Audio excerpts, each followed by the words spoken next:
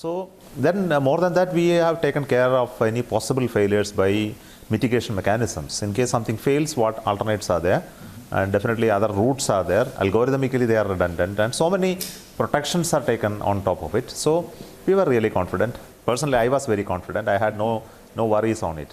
Yeah, you were giving that nod of your head when it was around 153 meters. We exactly saw that, and you seemed to be quite confident even as your team was on the edge of the seat. So how important were these two elements, that is the LH DAC camera as well as the laser Doppler velocimeter, because everybody is attributing that majority of the success of this particular mission was based on these two instruments.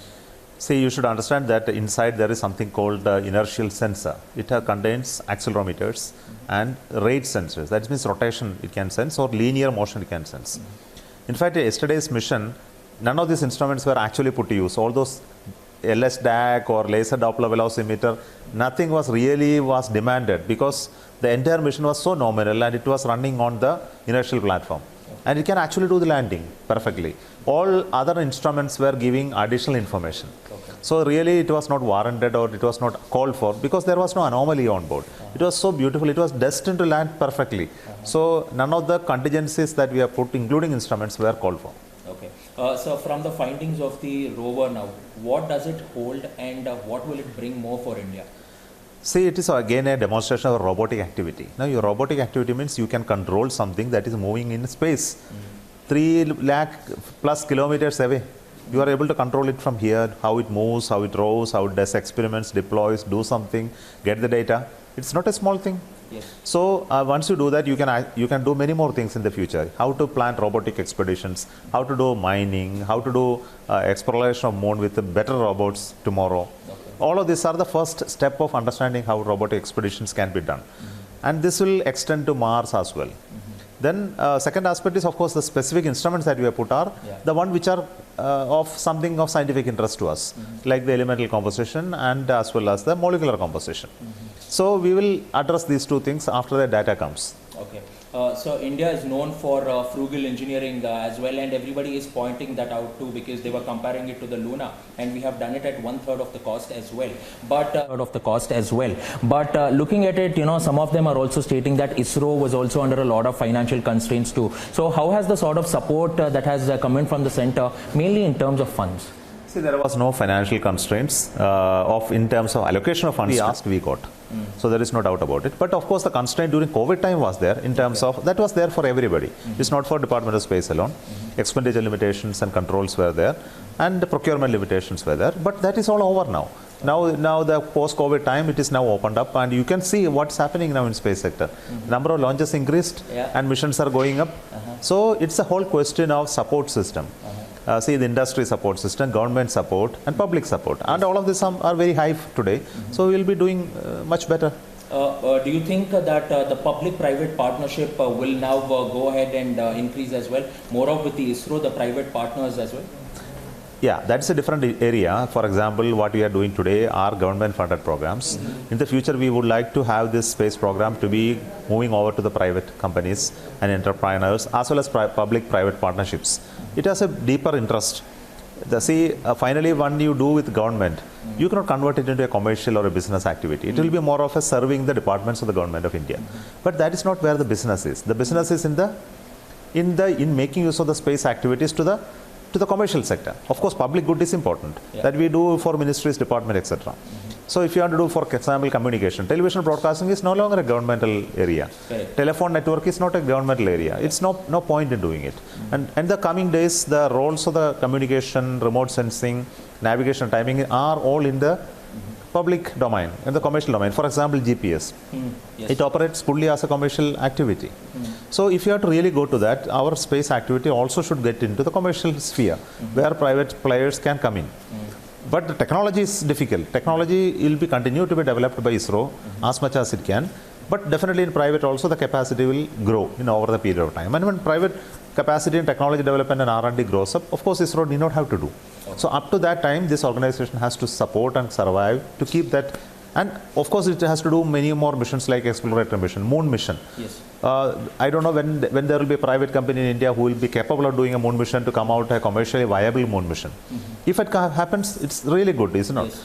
So similarly, asteroid mining and many things private companies are talking about. It may become commercially viable at some point in time. So until then, this process will continue, and slowly getting into that commercial activity of space becomes important for a nation because it generates revenue, it generates employment, it generates larger number of companies to participate in this. So it's all that way we are looking at it. So India has gone ahead and signed the Artemis record. There was an official release by the White House as well. They congratulated the White House as well. They congratulated India for what it is being done, but they also look very optimistic that we will be sharing the entire data with them as well, so that they can also go ahead and work on the data and can improve as well, and they're looking forward to go ahead and do more missions with India too. So how open is ISRO to going ahead and sharing data at this point of time? See, both are two different binding accord between US and India, and similarly US and other nations. Yeah. It only says that we can work together in future exploration of moon and other planetary spaces, and there are some guidelines put it. It doesn't talk about anything else. Okay, but whatever we are going to have data sharing, etc., is continuing from even before Artemis Accord. Say we have joint science missions. The moon Chandrayaan 1 mission is an example of NASA ISRO joint mission. There were US payloads hosted on Chandrayaan 1, and the date and the finding of the water molecules on moon was discovered by a US instrument mounted on Indian Chandrayaan 1 and an Indian instrument mounted on Indian Chandrayaan 1. So, and all science data which comes out of Chandrayaan 1, not only Chandrayaan 1, even American satellites, they give it to India free after a certain period of lock-in. So science data sharing is an integral part of the science community all across nations. So that is what we are going to do for Chandrayaan 3 as well. It has nothing to do with Artemis Accord. Okay. Lastly, before I let you go, what is the sort of message that you want to give to the entire country and the world as well? Because we are the first country to land in the south pole of the moon as well. So what is your message, sir?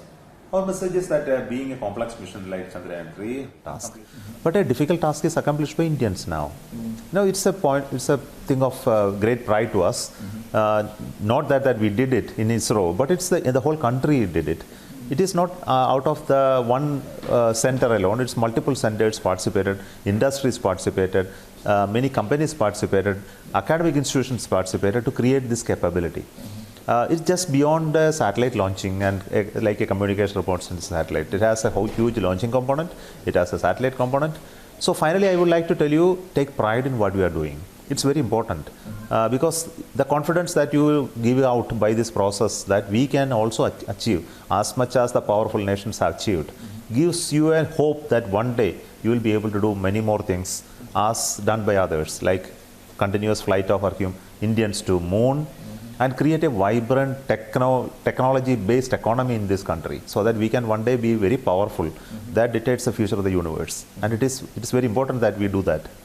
After Chandrayaan 3, it is clearly proven that India is at least now we are self-sufficient in the field of space as well.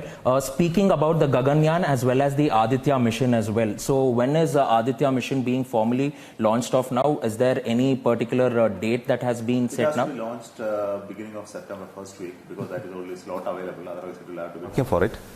And on the Gaganyaan, we are going to have some abort missions, test flight missions in the end of September or October beginning. Okay. Prime Minister Modi is coming on the 26th as well. He's had a word with you too. So we are hoping that he has to be confirmed. Okay, sir. Thank you for speaking to Republic Media Network.